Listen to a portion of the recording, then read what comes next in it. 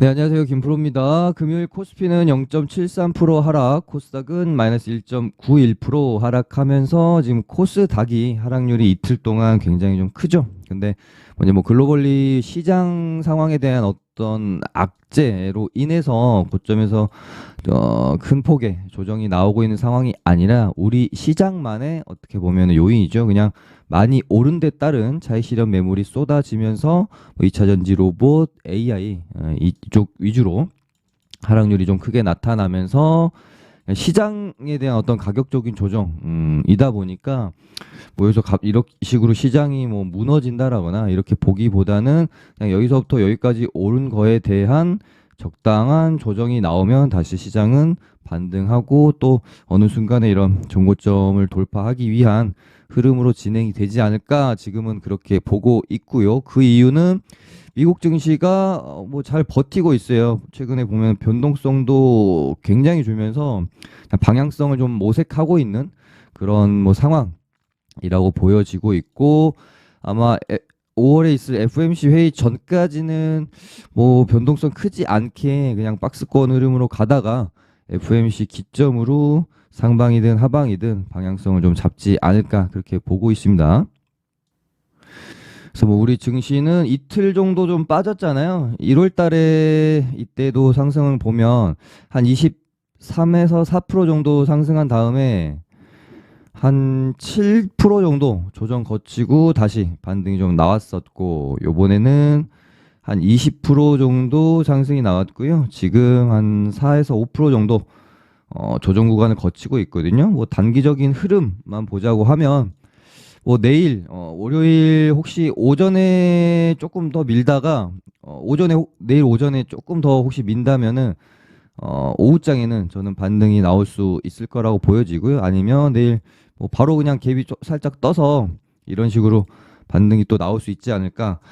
뭐 이제 악재가 있는 상황이 아닌데 3분봉까지는 저는 조금 무리라고 봅니다. 근데 2.5% 밀었고 금요일도 거의 2% 가까이 밀었으면 한 이틀 동안 많이 밀었기 때문에 일단 기술적 반등은 좀 한번 나와주지 않을까 그런 생각이 들고요. 이 시장의 하락을 주도했던 뭐 2차 전지나 로봇, AI 관련주들도 전체적인 뭐 차트나 이런 모습들을 보면은 충분히 기술적 반등이 한 번 정도는 나올 타이밍으로 보고 있기 때문에 뭐 내일은 반등이 조금 나와주지 않을까 그렇게 생각을 합니다. 네, 그럼 테마랑 종목 한번 살펴볼 텐데요. 정말 오랜만에 뭐 2차 전지 이쪽이 아니라 다른 테마랑 종목들이 좀 나오니까 뭔가 뭐 설레는 느낌도 있기는 하더라고요. 물론 이제 2차 전지 때처럼 시장 자체가 엄청나게 강하다 그런 느낌은 못 받고 있기는 하지만 오히려 시장이 너무 좋아서 종목들이 쏟아져 나올 때에 비해서 사실은 약세장이나 하락장에서 좋은 거는 하나는 있는 것 같아요. 종목에 대한 선택과 집중이 훨씬 쉽다라는 건 있어요. 하락장일 때는 강한 종목이 별로 없기 때문에 시장의 모든 어떤 관심과 집중이 몇 종목으로 이렇게 쏠리면서 오히려 우리가 이제 뇌동매매하지 않고 강한 몇 종목에 집중해서 이렇게 뭐 매매할 수 있는 그런 환경 조성이 되는 또 측면이 있기 때문에 우리 트레이더한테는 하락장이 꼭 굳이 나쁜 것만은 아니다. 뭐 이런 저는 생각도 가지고 있습니다. 그런 와중에 현대로템은 제가 뭐 방송에서 정말 많이 말씀을 드렸었죠. 한 세 번 정도는 언급을 드린 것 같고요. 가장 먼저 추천을 드렸던 구간이 요 정도 였고 이때 당시에 뭐 이제 2차 전지에서 수급이 좀 빠져나갔을 때 어디로 이동을 좀 할 수 있겠느냐라는 주제를 가지고 제가 이야기를 좀 했었었고 한때 시장에서 날렸었던 태조, 이방원 중에 뭐 2차 전지랑 워낙 잘 나갔고 이쪽으로 한번 수급이 다시 돈다라고 하면 2차 전지 제외하고 조선은 지금 사실상 코스피 장세가 좀 아니기 때문에 조금 제외한다라고 하면 뭐 태양광이나 방산이나 원전 쪽으로 수급이 한번 이동하고 순환매가 돌아줄 수 있지 않겠느냐라는 말씀을 드렸었고요. 이때 멘트를 드릴 당시에 원전은 어느 정도 G2 파워가 바닥권에서 반등이 나오면서 분위기가 나쁘지는 않은 상황이었습니다. 그래서 태양광이랑 방산 쪽도 우리가 좀 봐야 될 필요가 있다라는 멘트를 드렸었죠. 그러면서 현대로템을 정확히 이때 한번 제가 추천을 드렸고, 그리고 나서 주가가 반등이 좀 나와줬죠. 이런 구간들이 이렇게 삼각 수렴의 형태라고 보시면 됩니다. 이런 장기 이평선들을 놓고 이평선들을 모아가는 수렴의 과정에서 이 수렴이 끝나간 구간 안에서 이렇게 슈팅이 나오는 경우가 굉장히 많아요. 그래서 그런 어떤 수렴의 끝에서 나올 수 있는 슈팅 구간이 저는 가까워졌다라고 보고 추천을 좀 드렸던 거죠. 근데 여기서 이제 뭔가 뉴스가 하나 더해지면 슈팅이 나오는 거고, 뉴스가 없으면 뭔가 이렇게 그냥 추세를 가지고 조금씩 오르는 거고, 그런 흐름을 이제 기대해 본 겁니다. 그래서 이때 한번 추천드리고 반등이 나왔다가 다시 조금 이렇게 눌림이 나왔는데요. 눌려 있을 때 다시 한번 제가 방송에서 추천을 드렸죠. 얘는 이렇게 이런 식으로 진행이 될 가능성이 클 것 같다. 그래서 이때 다시 한번 추천을 드리고 나서도 이렇게 가다가 결국은 러시아 우크라이나 뉴스가 좀 터지면서 슈팅이 나왔고요. 이렇게 되면은 현대로템도 의미 있는 저항 가격대가 요 가격대거든요. 32,000원에서 33,000원 정도 되니까 여기까지는 일단은 뭐 주가를 한번 올려는 놓고 여기서 뚫고 한 번 정도 더 슈팅이 나올지 여기서 죽을지 좀 지켜봐야 되는데, 일단 금요일의 모습만 놓고 보면은 돌파하고 종가까지 안착을 해놨기 때문에 쉽게 죽기보다는 요 근처에서 조금 이제 이틀 많이 올랐으니까요.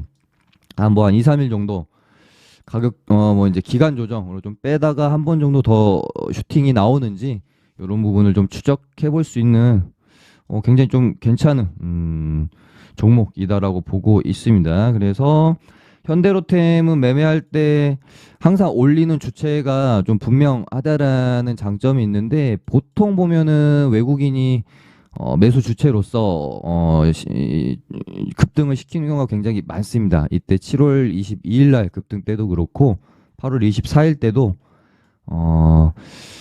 한번 보시면은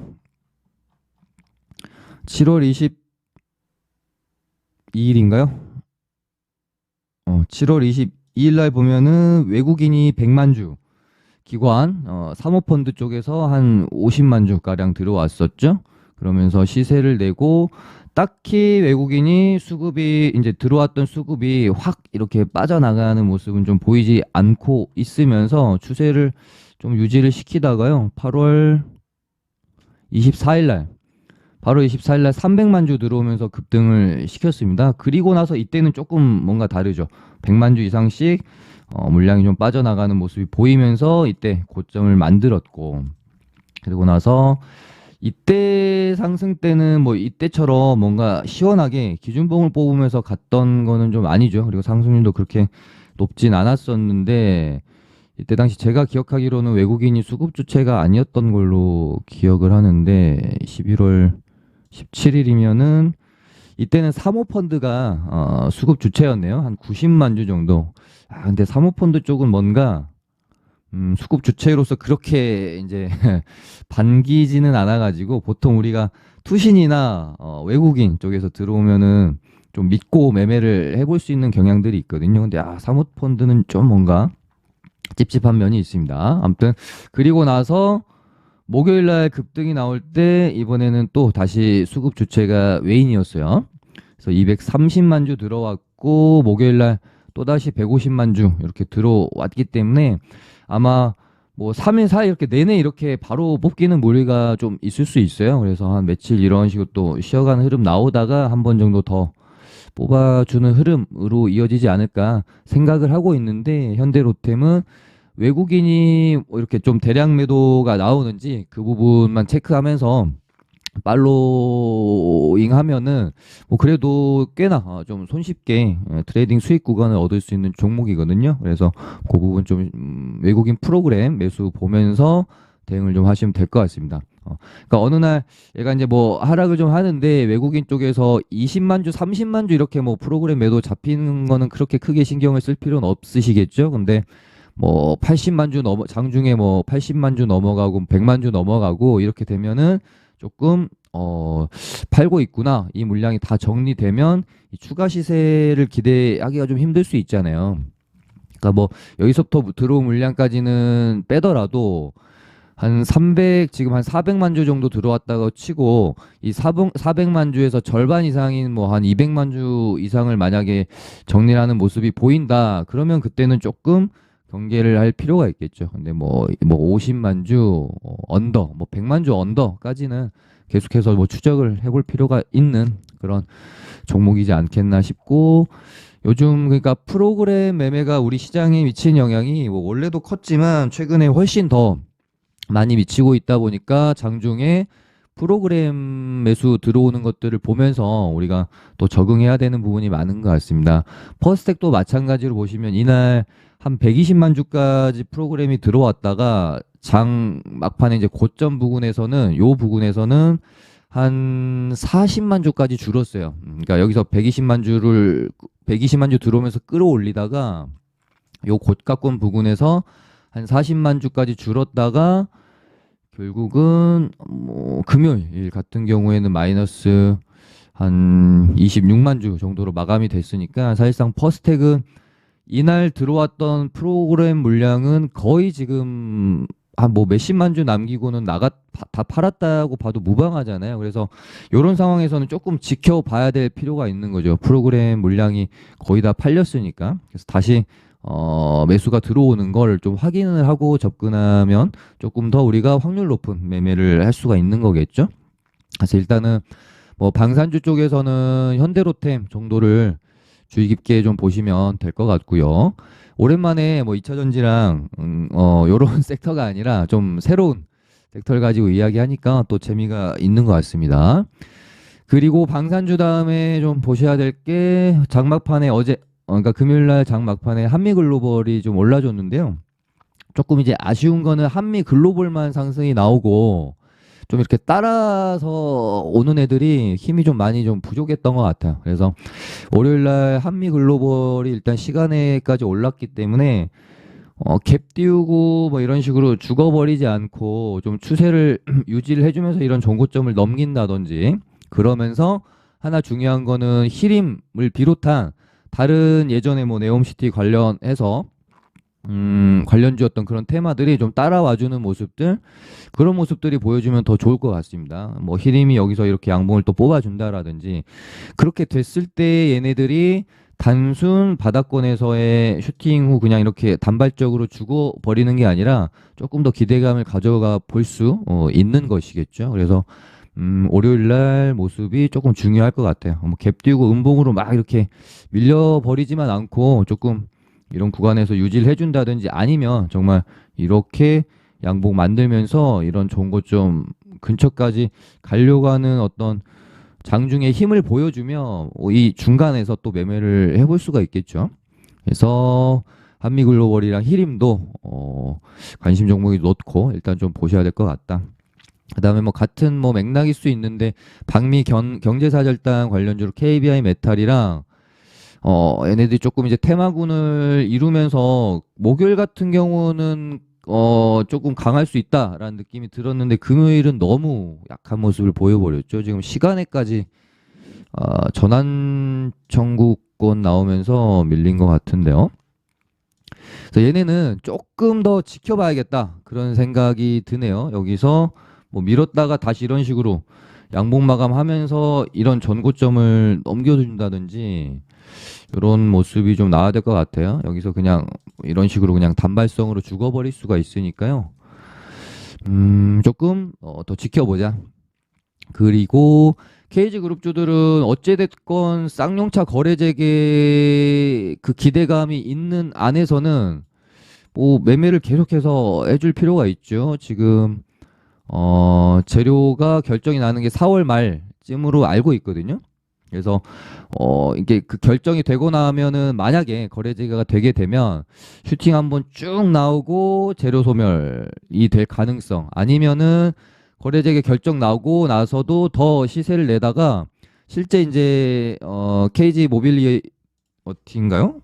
갑자기 이름이 모빌리티가 거래 재개 뭐 되는 날 재료 소멸이 될 수도 있고요. 그 부분은 조금 더 일단은 지켜봐야 될 것 같은데 아무튼 뭐 재료가 일단은 재료 소멸되기 전까지는 충분히 또 시세를 낼 수는 있겠습니다. 아직 단기 거래도 하나밖에 안 떴기 때문에 KG ETS가 제 기준에서는 지금 현대로템 바로 뭐 다음으로 한번 적극적으로 공략해 볼 만한 테마가 아닌가 그렇게 보고 있어요. 일단 아직까지는 KG ETS가 대장인데 뭐 또 KG ETS가 시세를 많이 내면은 케미칼이나 뭐 스틸 쪽에서 다시 대장이 바뀔 수도 있고요. 이런 부분들 순환매까지 생각을 해보시면 될 것 같고 그 다음에 로봇이랑 AI 관련주들이 조정을 좀 많이 받았죠. 그리고 나서 반등이 있었는데 제가 로봇주들은 아마도 뭐 딱히 뉴스 자체가 명확한 게 없는 상황에서 시간에서 전체적으로 좀 띄우는 모습이었었거든요. 목요일 날. 그래서 뭔가 뉴스가 명확한 부분이 있었다라고 하면은 기대를 해볼 수 있었겠지만 그런 부분이 없이 뭔가 그냥 많이 빠진 부분에 대해서 기술적 반등이 나오는 것 같은 느낌이 굉장히 컸어요. 그래서 제가 목요일 날 방송에서도 그러니까 요날 시간에 오른 걸 보고 로봇주들은 아마 단기 기술적 반등의 확률이 클 것 같아서 이거 오를 때 괜히 추격 매수 따라가지 마시라고 제가 목요일 날 방송에서 멘트를 드렸습니다. 역시나 일단은 금요일 결과적으로만 보면은 이제 슈팅 나오고 음봉 떨어지면서 일단은 기술적 반등으로 지금까지는 보는 게 맞지 않겠나 싶네요. 얘가 이제 최소한 이 가격대는 깨지 않고 61선 이탈하지 않고 여기서 이렇게 가다가 이런 식으로 다시 흐름을 회복하면 그때는 뭐 다시 볼 수도 있겠죠. 전고점 돌파에 대한 기대감을 가지고요. 네, 아직까지는 조금 더 지켜봐야 될 필요가 있겠다. 그런 와중에 뭐 이제 로봇주가 아니라 AI 쪽에서 반등이 나왔는데요. 셀바스 엑스케어도 당연히 이런 자리는 뭐 이런 기대감을 가지기에는 좀 힘든 자리죠. 당연히 여기 이런 자리들도 그냥 기술적 반등 한번 나왔다가 죽는 그런 자리들이라고 봐야 되는 거고요. 뜬금포로 이제 뭐 마음 AI가 반등이 좀 세게 나왔는데 얘가 이제 마인즈랩이 사명을 변경한 겁니다. 예전에 마인즈랩이라는 회사였는데 마음 AI로 사명을 변경을 했고 얘는 근데 그나마 뭔가 차트가에서 보시면 이런 어떤 박스권 차트의 모양을 유지를 하고 있었기 때문에 거래량도 좀 많이 터졌고요. 얘는 뭔가 이제 레인보우나 셀바스랑은 조금 다르게 접근을 할 수 있지 않을까. 그래서 뭔가 좀 준비를 또 하고 있는 듯한 느낌도 듭니다. 그래서 접근 방식이 셀바스의 어떤 이런 대시세를 내고 하락한 가운데서의 기술적 반등, 레인보우도 마찬가지죠. 대시세를 내고 많이 받은 가운데서의 기술적 반등. 이런 흐름과는 조금은 다르다. 마음 AI는. 그래서 얘는 관심 종목으로 좀 지켜볼 필요는 저는 있을 것 같습니다. 여기서 그래 이렇게 롤링 치다가 이 가격대 전고점 여길 돌파해 주면 이거는 이제 이 박스권 안에서 준비를 어느 정도 했던 거겠죠. 그러면은 지켜볼 필요가 있는 겁니다. 그리고 나서 지금 뭐 품절주랑 사료주들 그리고 천연가스 관련주들이 좀 올라오고 있는데 전형적으로 이제 시장이 하락할 때 강세를 보이는 해지 주들이죠. 근데 일단 품절주가 가장 먼저 대장 역할을 하면서 오르긴 했는데 사실상 그냥 시장이 하락할 때 품절주가 강하다 이 논리를 제외하면 우리가 매매를 할때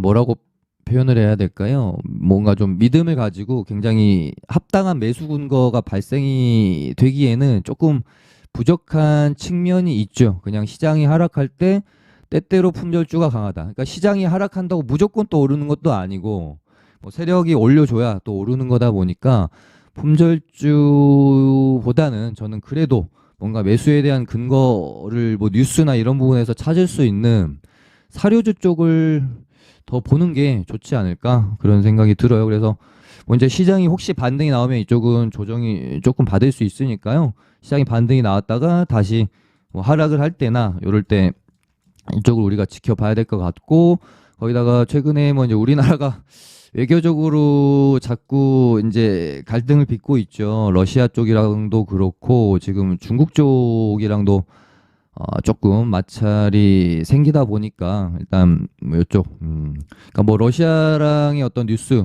관련된 뭐 마찰 좀 더 관찰이 된다라고 했을 때는 뭐 이제 사료주나 가스주들 중국 쪽이랑 뭐 그런 뉘앙스의 뉴스가 더 나온다라고 느껴질 때는 뭐 히토류 관련주 이렇게 보시면 될 것 같은데요.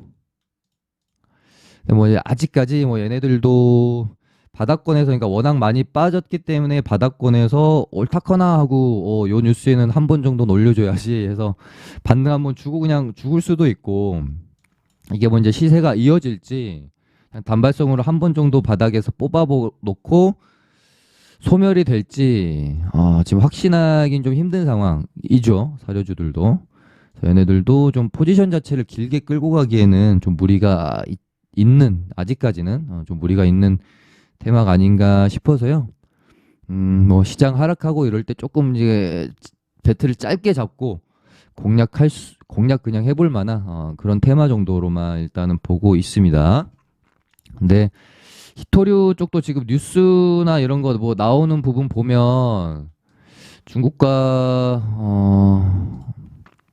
뭐 뉴스는 뭐 계속해서 나오고는 있는데 아무래도 이 히토류 관련주가 시장에서 진짜 신선도가 참 거의 제로에 가깝지 않습니까? 너무 이제 오래되다 보니까 신선도 측면에서 많이 떨어져서 그런지 얘네가 한 번씩 이제 움직임은 나오는데 뭔가 2파로 이렇게 이어진다거나 시세를 쭉쭉 뽑아내는 거는 되게 좀 오래된 것 같아요. 이렇게 보시면. 근데 또 모르죠. 저도 이 유니온이란 종목을 언제 한번 되게 관심 있게 보려고 하냐면 이 1만 원이라는 가격대를 얘가 언젠가 한번 넘긴다라고 하면 그러면 얘는 굉장히 관심 있게 한번은 볼 것 같아요. 뭐 얘도 보면은 지금 이 만 원이라는 가격대를 절대 지금 못 뚫고 계속 맞고 떨어지고 있거든요. 근데 뭐 이제 먼 얘기지만 정말 중국과 대만의 어떤 지금 뭐 갈등이 최고조에 달할 때 지금 뭐 이제 뭐 최고조까지는 사실 아니지 않습니까? 뭐 지금 정말 실제적인 어떤 뭐 전쟁 발발에 대한 위기감이 고조될 그쯤에 아마 유니온은 여기를 돌파를 해주지 않을까 그런 생각을 가지고 있어서 뭐 당장은 뭐 아니더라도 이런 어떤 시나리오를 내가 갖고 있다가 어느 순간 유니온이 정말 만 원을 돌파해 주는 거랑 아무 생각이 없다가 보는 거랑은 또 다르잖아요. 그래서 유니온은 이 1만 원을 언제 돌파하느냐 그 부분을 좀 지켜보셔도 또 괜찮을 것 같네요.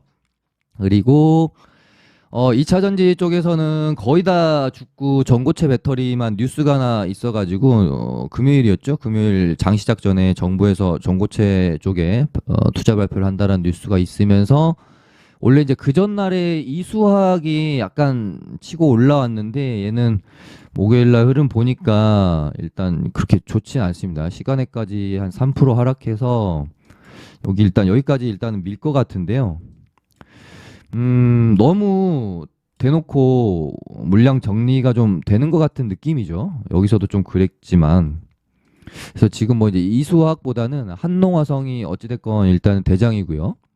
그 다음에 레이크 머티리얼도 전고체 관련 재료로 올랐고, 근데 다른 뭐 2차전지 관련주들 많이 빠질 때 레이크 머티리얼은 고가권에서 지금 많이 빠진 상황이 아니어서 어떻게 흘러갈지 얘도 뭐 이렇게 요런 정도 가격대 뭐 한 14,000원 가격대를 지켜준다라고 하면은 이렇게 가다가 워낙 끼가 또 좋은 애라서요. 또 계속 신고가 영역 안에 있기 때문에 흐름 만들어 갈 수도 있지 않겠나. 그래서 지금 이수학은 여기를 완벽히 지지하고 이런 식으로 쌍바닥으로 만들어가면 그때 좀 볼 것 같고 그 전에는 그렇게 적극적으로 볼 것 같지는 않습니다. 그래서 한농화성이랑 지금으로서는 한 이지, 레이크 머티리얼 이렇게는 좀 봐야 될 것 같아요. 이지도 보시면 이 가격대를 넘겨주면 그래서 이런 식으로 뭐 가다가 이렇게 갈 수 있잖아요, 충분히. 그래서 한동화성이랑 이지, 레이크 머티리얼 요 정도 보시면 되겠다. 뭐 나머지 이제 2차 전지 관련주들은 뭔가 이제는 그 기술적 반등을 노리고 들어가서 이제 빼먹는 그런 영역이지 않겠나 싶습니다. 일단 뭐 이화전기도 시간에서 반등이 좀 나왔고, 근데 이제는 뭐 우리가 신뢰를 가지고 공략할 수 있을 만한 그런 지지 타점 들이 좀 이제 많이 좀 부족해지는 구간이죠. 첫 투매. 그러니까 급등주들의 어떤 첫 투매는 우리가 이제 높은 신뢰로 이런 구간에서는 빼먹을 수 있는데요. 뭐 EV 첨단 소재도 이런 구간으로 들어서면은 어떤 마땅한 우리가 신뢰할 수 있는 지지 구간을 찾기가 그렇게 쉽지는 않은 영역이라서 뭐 그나마 뭐 21선이나 이런 애들은 이제 어떤 특정 가격대를 훼손하지 않고 뭐 이틀, 3일 정도 이렇게 횡보하면서 저점에서 매물소화하는 모습이 나오면 차라리 그런 부분에서 공략 포인트를 잡아 볼 수가 있는 그런 자리들입니다. 근데 좀 그렇게 또 쉽지 않은 영역이죠. 이제는 얘가 이제 뭐 다시 좀 살아날지 이대로 그냥 완전히 죽어버릴지 확신할 수가 없기 때문에 좀 손절선을 타이트하게 잡고 공략이 들어가야 되는 그런 자리들입니다. 이제는 이화전기는 어떻게 보면은 반등이 첫 투매 치고 시원하게 이렇게 나오지가 않아서 저도 얘는 반등이 조금 더 나올 수 있겠다 이렇게 일단 보고는 있었는데 시간에서 움직임이 나왔네요. EID도 약간 5일선 반등 개념으로 좀 나올 수가 있는 자리였었고, 다음에 뭐 지에넌 에너지 이런 애들도 이런 구간 안에서는 이렇게 기술적 반등은 좀 기대를 해볼 수 있겠죠. 이런 구간에서. 그리고 최근에 가장 좀 강했던 애들이 포스코 애들인데요. 포스코 애들도 반등 주고 요 정도면은 기술적으로 좀 반등이 한번 나올 수 있는 그런 자리이지 않나 이런 식으로. 포스코 인터내셔널도 뭐 이런 자리들 반등이 한번 나올 수 있죠. 포스코 퓨처엠은 조금 더 빠져야 될 것 같다는 생각도 들긴 하는데 포스코 애들도 강했었기 때문에 스틸이랑 DX는 금요일날 반등이 좀 나오고 죽는 상황이라서 조금 더 이런 식으로 빠졌다가 반등이 나온다든지 그런 흐름을 좀 봐야 될 것 같긴 하네요. DX는 바로 좀 빠졌고 포스코 애들도 제가 목요일 금요일 지켜보는데 뭔가 조금 개별적으로 움직인다라는 느낌도 좀 있었어요. 전체적으로 완전히 한 몸으로 움직인다기보다는. 그리고 에코프로 애들이 결국은 21선을 이탈을 하려나요? 뭐 너무 많이 오르기는 했으니까 아마 에코프로가 21선을 이탈을 하게 되면 에코프로 BM도 저도 여기서 얘가 전고점을 또 한번 돌파를 해줄지 여기서 번지, 그러니까 제가 이날 방송에서 좀 이제 이런 자리들은 공략하기 쉽지 않은 리스크가 있는 구간이다라는 멘트를 좀 드렸죠. 뭐 돌파할 수도 있겠지만 이런 식으로 번지가 나올 수도 있는 자리다라는 멘트를 좀 드렸어서 에코프로 BM은 그냥 전고점을 확실히 돌파하면 그때 공략하든지 아니면 이런 낙주를 받아보든지 그렇게 멘트를 좀 드렸었는데 약간 이제 번지 형태로 나왔기 때문에 요 자리 21선이랑 뭐 기준선이나 여기 지지 한번 받았던 이런 자리까지는 한번 기다려야 될 것 같다. 그런 생각이 드네요. 그리고 이제 뭐 저번 주 계속 멘트를 드리고 있지만 이 2차 전지 로봇 AI로 쏠렸던 수급들이 이제 어디로 이동할까? 뭐 계속해서 저도 뭐 멘트를 여러 번 드렸던 건데 아무리 봐도 뭐 신재생 쪽도 한 번은 튀어주지 않겠느냐 그렇게 보고 있는 와중에 HD 현대에너지 솔루션이 금요일날 일단은 약간 어떻게 보면은 현대로템의 어떤 그 끝 수렴의 끝자리랑 사실 자리 자체는 좀 비슷합니다. 차트적으로는 일단 양봉이 하나 뽑아줬고 하나솔루션도 거래 재개됐던 날에 종가를 돌파하면서 흐름이 나쁘진 않습니다. 그리고 CS 윈드도 보시면 너무 좋죠. 이런 저항대를 놓고 저점을 이런 식으로 만들어 가면서 수렴해서 돌파. CS 윈드 너무 좋습니다. 그리고 눈에 띄는 게 탄소 중립 관련주들이 뭔가 차트를 만들어 간다는 느낌. 지금 KC 코트렐이 여기서 뽑고 박스권 요렇게 가다가 이렇게 한번 뽑아주는지 보시고, 그린 케미칼도 예전에 이때 2차 전지 관련주이기도 하고 탄소 중립 관련주이기도 한데 이평선들을 너무 잘 모아놨고 흐름이 좋다라는 멘트를 좀 드렸었죠. 이제 저희 NH 회원방에서도 11,200원에 가지고 있는데요. 절반은 익절하고 절반은 지금 홀딩을 좀 하고 있는 상황입니다. 그래서 이 구간을 확실히 이렇게 뚫어주면서 슈팅이 한번 나와주는지 그 정도, 예, 요 정도 체크하시면 될 것 같고요. 좋아요 많이 눌러주시기 바라고 내일 뵙도록 하겠습니다. 감사합니다.